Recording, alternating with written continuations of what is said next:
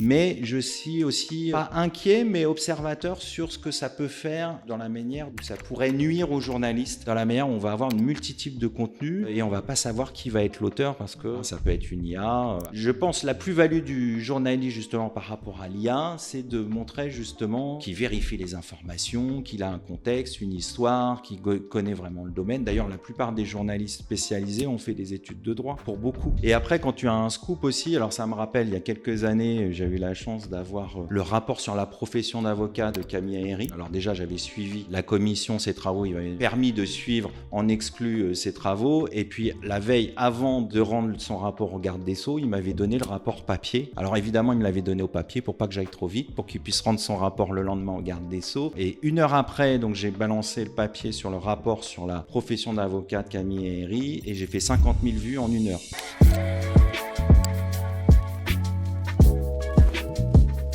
Bonjour Arnaud. Bonjour Louis. Très content de t'avoir. Tout le monde connaît ton visage. Je suis très content de t'avoir pour une raison simple, c'est que nous, on produit un podcast pour accompagner les professionnels du droit, du chiffre et beaucoup d'avocats en l'occurrence dans le développement de leur activité.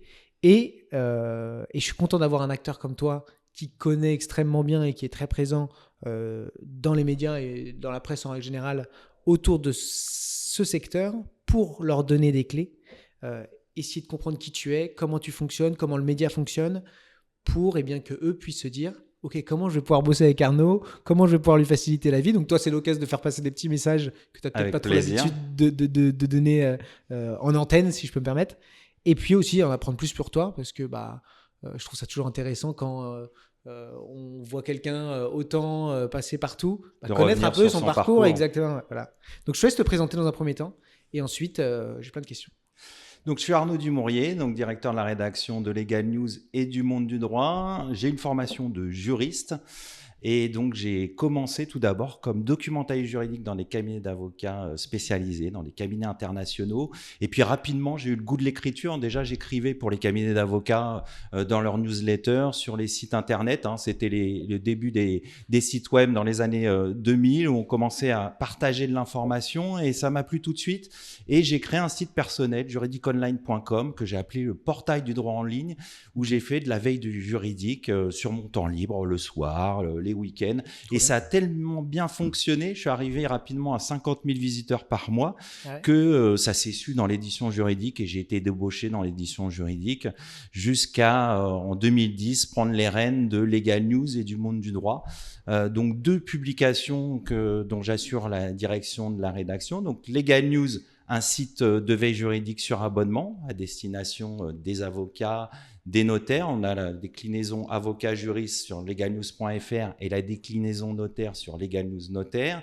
Et aussi un site de veille juridique et comptable qui s'appelle Vigie, qu'on coéditait avant avec le Conseil supérieur de l'Ordre des experts comptables et la Compagnie nationale des commissaires aux comptes et qu'on a repris seul depuis quelques années.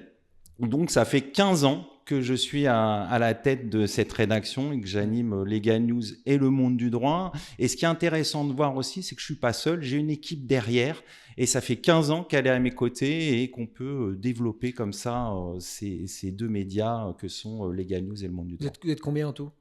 On est à peu près 5 pour l'équipe, puisqu'on a un pigiste aussi qui nous accompagne sur les supports, qui vient compléter l'équipe et qui permet de finaliser certains papiers, de faire des papiers qu'on ne peut pas faire nous-mêmes.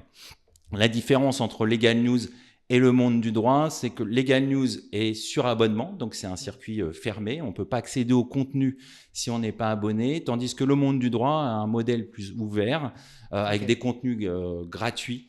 Et ensuite, on développe d'autres services. On aura peut-être l'occasion d'en parler tout à l'heure. Ouais. Avant même de rentrer dans effectivement le business model des médias, ce que je trouve, tu vois, que je savais même pas, et je commence déjà à digresser un peu, mais c'est pas grave. T'as été documentaliste et du coup, tu fais de la veille encore aujourd'hui dans un sens.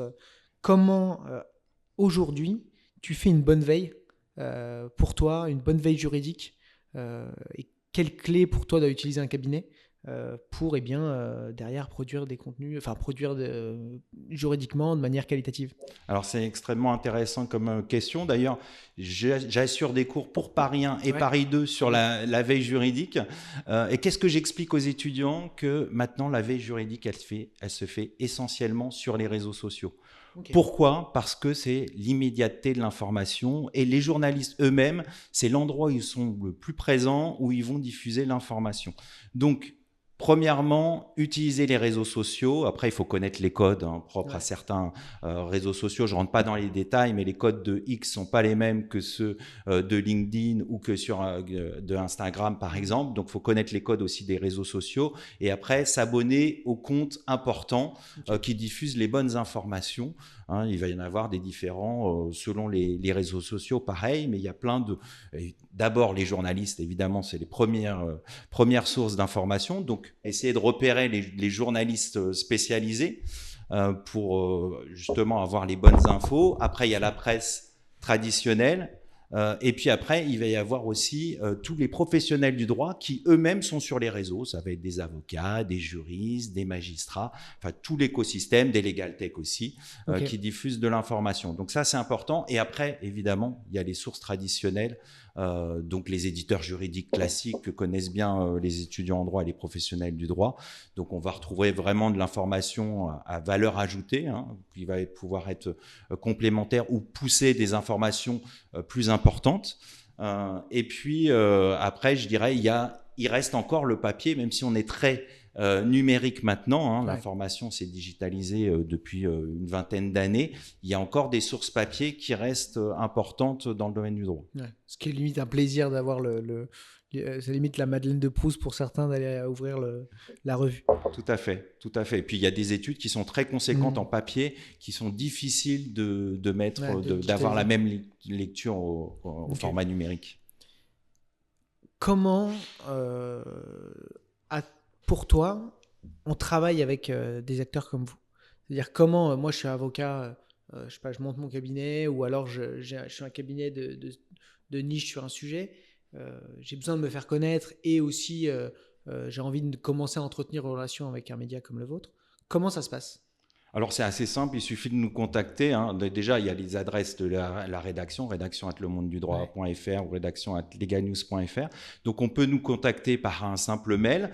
Il y a aussi les numéros de téléphone où on peut contacter la rédaction pour communiquer une information tout simplement. Et puis après, nous, on dit oui ou non suivant l'intérêt de l'information. Sur Legal News, par exemple, on va traiter tout ce qui est actualité juridique, on va dire entre guillemets de base, et c'est pas péjoratif, c'est-à-dire tous les textes juridiques qui sont publiés au journal officiel, les rapports importants, tout ce qui est projet de loi, proposition de loi, la jurisprudence évidemment. Donc mon équipe surveille tous ces aspects-là dans tous les domaines du droit. L'idée sur Legal News, c'est d'avoir une veille juridique complète dans l'ensemble des domaines du droit pour que les professionnels du droit soient au courant des dernières jurisprudences, des derniers textes, etc. Donc, si on veut communiquer un texte, on peut nous contacter par ce biais. Et après, sur le monde du droit, donc là où Legal News a l'aspect veille juridique fermée, c'est-à-dire c'est la rédaction qui écrit les contenus et on n'accueille pas de contributions extérieures, le monde du droit permet d'accueillir des contributions. Donc, ça peut être sur un point de droit pour commenter une dernière loi, une dernière jurisprudence et apporter son expertise. Et après, on va avoir aussi tout l'aspect droit des affaires, vie des affaires, puisque à l'origine, le monde du droit est quand même une publication dédiée au droit des affaires. Donc, on va avoir tout ce qui est deal, tout ce qui est nomination, et tu sais que c'est très prisé par les avocats. On aime bien savoir quand il y a un mouvement, tel avocat va dans tel cabinet, voilà, les mouvements d'associés de globalement tous les avocats. Et puis, on va avoir tout ce qui est création de cabinet, tout ce qui est fusion, et il y a beaucoup en ce moment de recomposition du marché. Enfin, c'est récurrent, il y a des cycles comme ça. Et donc, quand on veut écrire, communiquer une information, d'informations, il suffit de me contacter par mail, sur les réseaux. Alors maintenant, c'est vrai que les gens utilisent tous les canaux. Ça peut être via LinkedIn, comme tu m'as contacté toi-même, via X, Instagram, par mail, par téléphone. Voilà, tous les moyens sont acceptés. Et après, moi, ce que je demande, c'est des formats courts, puisqu'on est sur le web. L'idée, c'est plutôt d'avoir des contenus de 2500 signes, idéalement une page A4 pour que ça parle à tout le monde, maximum 5000 signes, 2 pages A4. Pourquoi ? Parce qu'on sait qu'au-delà, sur le web, on ne va pas regarder. Déjà, on a tendance tous à scanner le contenu, aller rapidement voir le contenu, le titre, le chapeau, et puis après, on voit si ça nous intéresse, on va lire tout le contenu. Sinon, on va rapidement changer de contenu, etc. Donc, avoir des contenus vraiment dédiés au numérique, qui sont adaptés, et donc tous les papiers de 10 000 signes, etc., je ne prends pas, ou je demande à l'avocat ou au juriste de l'écrire, de le réécrire, de l'adapter. Si je trouve le contenu quand même intéressant, je vais demander à l'avocat ou au juriste de réécrire le contenu de manière à ce qu'il soit publié dans nos colonnes, tout simplement. Consommable par rapport au format. Et donc, pour résumer, et la bonne manière pour toi, du coup, c'est plutôt de te contacter, j'imagine par mail pour t'envoyer une pièce jointe, c'est peut-être plus simple. Tout à fait. Et d'essayer de te construire un format. Toi, tu n'as pas de format, disons, un doc type que tu envoies en amont? Si, alors je le fais quand les gens me sollicitent. La première fois, j'ai un guide de l'auteur, ce que j'ai appelé succinct, qui fait une page, où je vais avoir un titre court, c'est 6-7 mots maximum, un chapeau, 200 signes, et ce que je t'ai dit, c'est-à-dire 5000 signes maximum, espace compris, avec des exemples d'articles qui vont bien pour justement guider l'auteur quand c'est la première fois. Justement, on ne sait pas comment faire. Et tu reçois beaucoup, toi, de sollicitations? Tous les jours. Tous les jours, je reçois des demandes pour écrire dans le monde du droit. Et comment tu arrives à trier? Alors, la sélection de l'information, c'est la clé du journaliste. C'est-à-dire, moi, j'ai un certain nombre de thématiques qui vont être les thématiques d'actualité juridique du moment. Par exemple, on parle en ce moment beaucoup de devoirs de vigilance sur le monde du droit. On parle beaucoup du contexte international avec les décisions de l'administration Trump, la hausse des droits de douane, la politique anti-diversité. Et donc ça a des conséquences aussi en Europe et sur les entreprises françaises. Donc, parmi les clés de sélection des articles, ça va être en premier lieu, c'est l'actualité. Est-ce que ça fait sens par rapport à la ligne éditoriale, c'est-à-dire est-ce que c'est un sujet d'actualité? Deuxièmement, ça peut être un sujet froid, entre guillemets, c'est pas un sujet d'actualité, mais il peut avoir de l'intérêt quand même si, par exemple, je offre un panorama de jurisprudence. Donc moi, comme le focus, c'est droit des affaires, si on m'envoie, par exemple, pour être schématique, un article en droit de la famille, je vais pas le prendre parce que c'est clair qu'on n'est pas dans la ligne. Donc là, c'est vraiment je te mets des articulations basiques pour que tout le monde comprenne bien.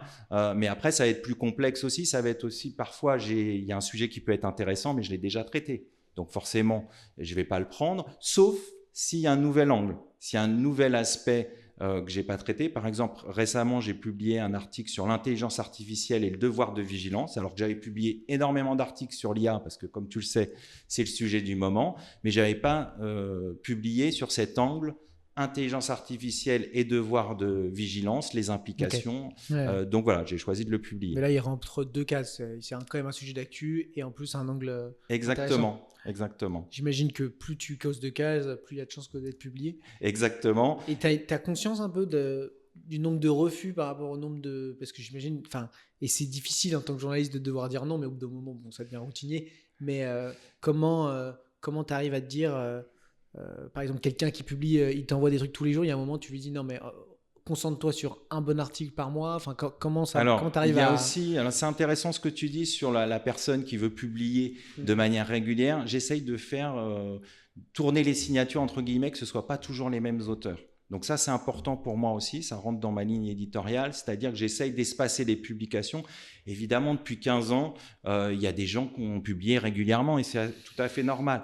C'est aussi, ce qui est important pour un journaliste, c'est construire une relation de confiance. Donc c'est vrai que si j'ai l'habitude de travailler avec quelqu'un, s'il me parle d'une info, je vais plutôt lui accorder du crédit. Plutôt que si quelqu'un vient de m'appeler et que je ne connais pas la personne, je vais mettre Alors c'est le rôle du journaliste de vérifier les informations. Donc, je vais mettre sa parole en doute, je vais vérifier l'information et après, je vais lui dire oui ou non. Ouais. Donc, c'est pour ça que ça va prendre plus de temps. Après, pour répondre à ta question sur le nombre de refus, je ne sais pas parce qu'il y en a régulièrement. Ça fait partie du jeu, c'est normal. Parce qu'aussi, on ne peut pas tout traiter. Donc, et alors que pourtant, on traite beaucoup de choses sur le monde du droit, on essaye d'être exhaustif, entre guillemets, c'est-à-dire d'avoir l'ensemble des débats, de l'actualité qu'il y a dans la vie des affaires. Donc, c'est pour ça qu'on publie entre 20 et 25 informations par jour. Ouais, c'est énorme. Donc, c'est plutôt énorme, comme tu dis. Mais parce que l'idée, c'est de rendre compte de ce qui se fait dans le droit des affaires. Et malgré tout ça, on sélectionne l'information parce qu'on ne peut pas tout publier. Et tout n'a pas d'intérêt aussi. Et c'est le rôle du journaliste de hiérarchiser l'information, d'avoir des priorités. Forcément, quand c'est une grosse actualité, on va vouloir la sortir. Et puis, quand ça a moins d'importance, on va se donner du temps pour la publier. Ouais. Et j'imagine que tu as aussi construit ça pour faire aussi travailler le référencement de Le Monde du Droit. Exactement. C'est des règles de référencement que vous avez un petit peu comprises dans le sens où vous avez dit ok, on a remarqué que les articles de cette taille-là, de 1, ils étaient plus lus parce qu'ils étaient plus faciles à consommer et en plus ils se référençaient mieux. Ou c'est aussi, est-ce que ces règles ont-elles changé avec le temps? Est-ce que finalement... Comme tu dis, il y a une vraie stratégie. Quand j'ai pris la tête du monde du droit en 2010, le monde, on va dire, des publications juridiques était sur des modèles fermés, sur abonnement, des abonnements qui étaient très chers. Et nous-mêmes, le monde du droit, au départ, c'était une lettre PDF sur abonnement. J'ai proposé à l'époque à la rédaction, à ma direction, de changer de modèle, de l'ouvrir pour gagner justement en trafic, pour faire monter le nombre d'utilisateurs et de vendre derrière des services. Donc passer d'un modèle freemium, de libérer du contenu en masse, beaucoup de contenu, et c'est pour ça que tu retrouves 20 à 25 articles par jour, de manière après à pouvoir vendre d'autres services, puisque on peut se référencer dans l'annuaire du monde du droit, donc référencer son cabinet d'avocat. On a aussi de la publicité, des publicités classiques, des bannières, etc. Et puis plein d'outils de valorisation, d'expertise des cabinets. On va avoir du mailing dédié sur les cibles qu'on peut acheter. Enfin voilà, on a développé plein de services derrière. Et pour avoir ce type de service, il faut avoir du trafic derrière. Ce qui fait que maintenant, depuis 15 ans, au départ, on n'avait pas beaucoup de lecteurs. Au départ, on avait 1000, 2000 lecteurs. Et puis aujourd'hui, on a 80 000 abonnés à notre newsletter et on est à 95 000 sur LinkedIn. Parce que aussi, du coup, dès le départ, j'ai mis l'accent sur les réseaux sociaux parce que là encore, les publications classiques de la presse juridique spécialisée n'était très peu sur les réseaux, développait très peu cet aspect-là. Donc tout de suite, j'ai choisi de développer notre publication sur les réseaux pour faire grimper la notoriété. Voilà. C'est une sacrée machine, la machine où le moment où tu reçois un doc à publier, le moment où il passe j'imagine, un petit coup de... Parce qu'il faut bien le mettre en forme, etc. Et on enlève tout ce qui est trop les superlatifs, voilà, parce que tout le monde, forcément, présente son actualité sous un meilleur jour. Donc, on élague un peu les superlatifs, on retraite l'information, on met un visuel pour que l'information soit sympa. Et donc, effectivement, c'est une grosse machine. Et puis après, de le décliner, de l'envoyer sur tous les réseaux, chaque réseau a ses...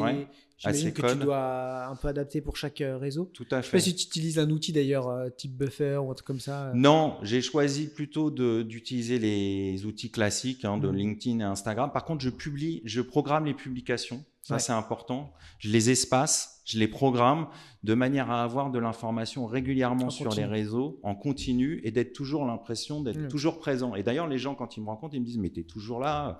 Ben oui, je dis, en fait, c'est fait exprès.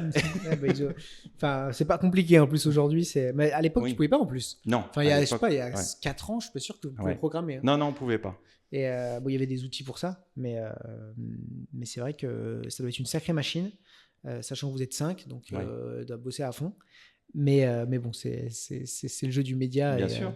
95 000 abonnés sur LinkedIn, c'est énorme. En plus de ça, le nombre de visites sur le site doit être énorme aussi. 150 000, oui. Ouais, donc par mois. Ouais, c'est énorme. Et pareil sur la newsletter, j'imagine que quand il y a un envoi fait Ah oui, par un cabinet sur la newsletter, derrière ça clique et ça tout génère à fait. quand même pas mal de Tout à fait. business potentiel. Et après, quand tu as un scoop aussi, alors ça me rappelle, il y a quelques années, j'ai eu la chance d'avoir le rapport sur la profession d'avocat de Camille Herry. Donc la veille, il m'avait, alors déjà j'avais suivi la commission, ses travaux, il m'avait permis de suivre en exclu ses travaux. Et puis la veille, avant de rendre son rapport au garde des Sceaux, il m'avait donné le rapport papier. Okay. Alors évidemment, il me l'avait donné au papier pour pas que j'aille trop vite, pour qu'il puisse rendre son rapport le lendemain au garde des Sceaux. Et voilà, pour pas lui griller son info. Et 1 heure après, donc j'ai balancé le papier sur le rapport sur la profession d'avocat de Camille Herry et j'ai fait 50 000 vues en 1 heure. Ouais. Voilà. Ça, donc c'était en 2017. Putain. Et globalement, qu'est-ce que vous proposez donc en plus de la publicité, etc. C'est quoi? C'est de la newsletter? Ils payent à la newsletter? Vous proposez des abonnements? Comment on... Parce que, alors, ce sera peut-être plus adapté. Je ne sais pas d'ailleurs quels sont vos clients. Est-ce que c'est plutôt des gros cabinets qui ont un peu plus de budget et qui sont prêts justement à mettre, à toucher, parce que j'imagine que c'est des directions juridiques qui Bien sont sûr, abonnées. bien Donc, sûr. c'est ça que ça intéresse les avocats Alors, d'affaires. en fait, on a tout type de cabinets. On va voir les gros cabinets internationaux et des cabinets moyens ou des plus petits. Qui vont choisir de prendre nos outils de valorisation. Donc, ça va être du mail sponsorisé, ça va être du référencement dans notre annuaire. Donc, parce que comme tu l'as dit, avec les articles, comme on est très bien référencé, ben, l'annuaire aussi est bien référencé. Et donc, le fait de prendre une page dans l'annuaire en présentant son cabinet et les associés, les collaborateurs, toute l'équipe, ben ça va créer du trafic vers le site web du cabinet. Voilà. Et alors après, on va avoir du publi-rédac aussi, des formules qui peuvent convenir à la fois à des petits cabinets et à des plus gros. Et vous vendez des liens aussi, par exemple, des liens qui renvoient vers un site ou pas plus que ça? Des liens sponsors, non, on ne fait pas. Okay. On fait vraiment soit du mailing. Voilà. Après, on a fait aussi ponctuellement des newsletters dédiés en marque blanche qui sont lancés sur notre base de données.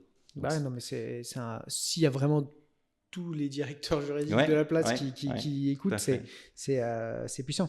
Et c'est super intéressant. Et donc, toi, à côté de ça, vous faites pas mal de vidéos, etc. Ouais. Comment vous organisez ce volet-là? Et comment, par exemple, tu décides que cette news-là ou cet élément-là, il mérite d'être... Parce que j'imagine que vous n'êtes pas 24/24 en antenne, etc. Comment tu arrives à piocher à l'intérieur de déjà tous ces contenus les personnes qui sont, à ton sens, le plus intéressant d'interviewer en direct? Alors en effet, le groupe FICAD qui détient Legal News et Le Monde du Droit a fait l'acquisition de la chaîne de télévision Bismart l'été dernier. La chaîne est redevenue Bismart for Change et moi j'anime l'émission qui s'appelle Lex Inside, donc qui est diffusée les mercredis et vendredis à 15h et rediffusée à 23h sur la chaîne. Donc aujourd'hui, cette émission, il y a plus de 200 numéros, j'ai reçu 600 invités. Et pour répondre à ta question, comment je choisis les sujets? Je choisis les sujets du moment, l'actualité du moment. Donc à chaque fois, dans chaque émission, il y a 3 invités dans Lex Inside et chaque invité aborde une thématique. Donc ça peut être un sujet, par exemple, de propriété intellectuelle, un sujet fiscal et un sujet de droit public, par exemple. Et donc moi, j'ai quelqu'un de l'équipe qui assure la programmation de l'émission. Et donc, avec elle, on va décider de retenir les sujets. En général, on essaye d'avoir 15 jours et 3 semaines à l'avance. Plus que chaque semaine, je tourne 2 émissions en fait en même temps, de manière à toujours avoir du contenu chaque semaine. Donc, ensemble, on va déterminer les sujets qu'on retient, tout simplement. Et on essaye, pareil, toujours comme pour le monde du droit, pour l'écrit, on va essayer de varier les sujets, varier aussi les intervenants, de manière à ce que ce soit pas toujours les mêmes sujets, pas toujours les mêmes gens, et d'avoir quelque chose de dynamique. Voilà. Et puis j'ai pu recevoir les personnalités de la profession, la présidente du CNB, le futur bâtonnier, voilà. Et puis après d'autres avocats qui viennent au travers de leur expertise justement décrypter une information et pouvoir donner aux téléspectateurs et aux auditeurs, parce que nous aussi on est diffusé sur toutes les plateformes de podcast, de donner des clés de compréhension et décoder l'information juridique. Trop bien. Et comment tu arrives je cherche ma question, je cherche mes mots, mais pour qu'elle soit pertinente. Comment tu arrives en fait toi à pas te lasser un peu Est-ce que tu arrives au bout d'un moment à dire c'est bon, je commence à avoir fait le tour des sujets? Est-ce que c'est le fait que l'actu bouge tout le temps et que ça... Parce que il y en a, on t'envoie 25 publications par jour, il y a 2, 3, 4 émissions. Si depuis l'été tu es à 600 personnes, tu enchaînes les... Comment tu arrives à garder le goût, toi, en tant que journaliste, de tout ça? Déjà, le moteur, c'est la passion. J'adore ce que je fais. Et donc déjà, premièrement, je suis enthousiaste pour faire les choses. Ouais. Ensuite, effectivement, il va y avoir des choses qui vont se recouper, mais c'est jamais les mêmes angles. C'est jamais les mêmes personnes. Alors évidemment, il y en a que je vais retrouver à certains moments donnés. Mais moi, j'aime bien rencontrer les gens. J'aime bien comprendre aussi les choses. Un des aspects du journalisme juridique, c'est qu'il doit être curieux. Et bien être à l'écoute des gens qu'il reçoit de manière à bien comprendre l'information pour les repartager ensuite. Ouais. Donc ça, c'est quelque chose que j'ai en moi, que j'aime bien faire. Et c'est aussi le fait de progresser à chaque fois. Parce que moi, au départ, je suis quelqu'un de la presse écrite. J'ai appris le digital. Et puis, je suis venu à la télé, mais je n'ai pas de formation de journaliste télé. Donc, j'ai appris tout sur le terrain. Et encore aujourd'hui, j'apprends. Donc c'est ça qui est intéressant, c'est que j'apprends tous les jours et je fais jamais la même chose. J'ai jamais la même journée en fait. Tu dis. Effectivement, c'est les mêmes tâches, mais c'est jamais de la même façon. Et puis je peux avoir aussi un jour une conférence de presse, je peux assister à un événement, je peux faire une interview téléphonique, je vais faire de la télé. Donc voilà, il n'y a pas de raison de s'ennuyer. Et qu'est-ce que tu penses des parce qu'au début j'allais te demander, mais c'est plus une question pour ceux qui voudraient devenir journaliste. Mais moi je vois qu'en fait tu deviens dans un sens irremplaçable au fur et à mesure. Et finalement, je le vois avec les quelques journalistes que je suis sur LinkedIn, majoritairement. En fait, je vois tout le temps les mêmes. Ils développent une audience de fou. Tout le monde commence à les suivre. Et finalement, au bout de 10 ans, ils deviennent des grandes références. Et ils ont un réseau incroyable. Qu'est-ce que tu penses, toi, des avocats ou même des professionnels, tu vois, comme nous, qui créent leur média? Enfin, c'est pas un média. C'est une façon de la de notoriété, s'exprimer. exactement. Est-ce que tu en as vu qui marchait bien? Est-ce que tu vois que ça marche bien pour eux? Et qu'est-ce que tu en penses d'ordre général? Moi, je trouve ça bien. Après, il faut le faire à bon escient, c'est-à-dire aussi, il faut que ce soit dans le sens de valoriser son expertise. C'est un plus. Aujourd'hui, il y a plus de 77 000 avocats, donc forcément, la concurrence est rude. Il y a près de la moitié à Paris. Donc, il faut se faire connaître. Et pour se faire connaître, c'est bien d'être présent sur les réseaux. Par contre, il faut le faire comme il faut. C'est-à-dire, il ne faut pas se donner des ambitions démesurées, pas le faire chaque jour si on n'a pas de raison de le faire. Ouais. Donc, par contre, si on pense qu'on a une bonne actualité à décrypter et que ça valorise son expertise d'avocat, moi, je trouve ça bien. Et il y en a, alors je ne veux pas mettre quelqu'un en avant plus que d'autres, mais il y a plein d'avocats qui sont présents sur LinkedIn et sur Instagram et ils font ça très bien de manière régulière, mais sans trop le faire non plus, et c'est cohérent par rapport à leur expertise. Donc, et aussi essayer de le faire de façon pro, c'est-à-dire avoir un vrai micro, pas faire avec son smartphone sans micro, parce que tout de suite, ça va être moins bien. Voilà. Donc, essayer d'avoir un minimum de moyens sans non plus investir trop. Donc, voilà, d'avoir un fond qui est sympa, de créer une habitude. Pourquoi les médias ils ont de l'audience, etc. Parce qu'ils créent des habitudes, ils ont une ligne éditoriale. Donc, il faut adopter les codes des médias sans vouloir non plus être un média parce que chacun doit être à sa place. Mais c'est bien de développer sa notoriété. Ça marche surtout quand on lance son cabinet. C'est un moment important et ça peut être l'occasion de développer ça sur les réseaux. Ouais. Et évidemment, idéalement, après, il faut contacter le journaliste si on veut aussi passer des infos. Carrément. Voilà. Pour moi, c'est exactement, tu vois, ce qu'on disait avec Christophe du Village quand il était passé, c'est un mix tout ça. Il faut de temps en temps quand on a une grosse news, c'est peut-être le moment de contacter Arnaud pour essayer de faire un passage ou alors partager quelque chose sur le monde du droit. Et puis si on est hyper actif, enfin proactif sur ces sujets, le faire par soi-même sur ses propres réseaux, développer une audience et aller chercher d'autres audiences. Bien sûr. Autre chose du coup sur laquelle je voulais te poser la question, mais tu commences à me donner des éléments de réponse, mais je suis curieux d'avoir ton avis là-dessus. C'est actuellement, tu vois toi beaucoup de lancements de cabinets, de fusion de cabinets. Ah oui. Ça bouge beaucoup en ce moment. Pourquoi, oui, pourquoi pour toi? Parce que c'est de plus en plus difficile d'être petit, je pense, dans l'environnement. On a vu des méga fusions, je pense à Lenovo Sherman, par exemple. Donc c'est compliqué d'être petit. Le contexte est difficile. On a vécu crise sur crise, crise du Covid, crise internationale, guerre en Ukraine, etc. Donc le contexte n'est pas facile, y compris pour les avocats.